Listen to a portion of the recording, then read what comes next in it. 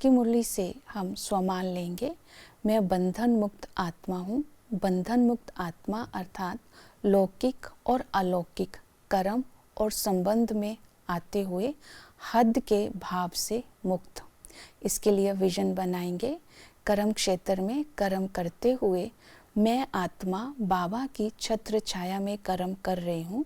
मैं निमित्त हूँ, करावनहार बाबा है, ये शरीर भी बाबा की अमानत है और बाबा की छत्र छाया के कारण मैं आत्मा सर्व बंधनों से मुक्त होती जा रही हूँ। तो कर्म करते हुए जब इस स्मृति में रहेंगे तो कर्म संबंध में आएंगे, बंधन में नहीं आएंगे। आज की मुरली से धारणा का पॉइंट लेंगे।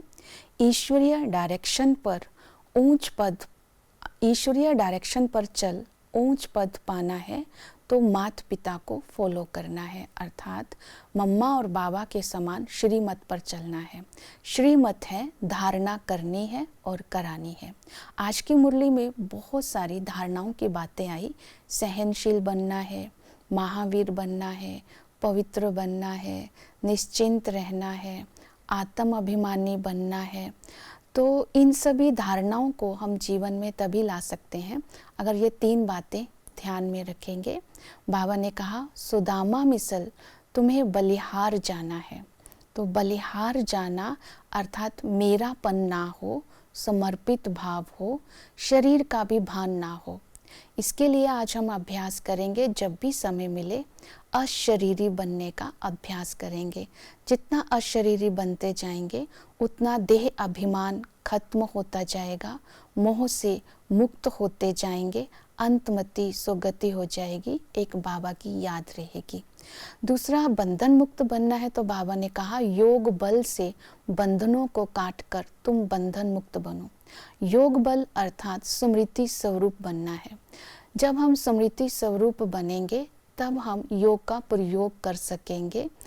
जैसे कि बाबा ने एग्जाम्पल दी कि पति को समझा करके कि काम महाशत्रु है, पवित्रता में रहना अच्छा है।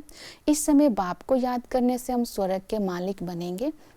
योग का प्रयोग कर सकते हैं तो अपने बंधन को काट सकते हैं। स्मृति स्वरूप में रहने के लिए आज हम अपने संकल्प, बोल और कर्म को समर्थ बना करके रखेंगे। जितना समर्थ होगा उतना ही योग का बल जमा होगा। तीसरा, योग के बल के द्वारा बंधन से मुक्त होने के लिए आज हम विशेष ध्यान रखेंगे अपनी प्राप्ति के ऊपर। 21 जन्म का वर्षा मिल रहा है, थोड़ा बहुत सहन भी करना पड़े तो सहन कर लेंगे, क्योंकि योग से सहनशीलता भी आ जाती है। फिर सेवा के द्वारा भी हम बंधन मुक्त बन सकते हैं।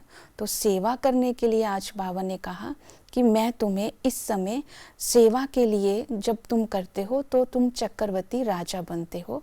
तुम्हें याद और पढ़ाई के आधार पर नॉलेजफुल होकर के सेवा करनी है। तो सेवा करते ये ध्यान रखना है मियाँ मिट्ठू नहीं बनना है।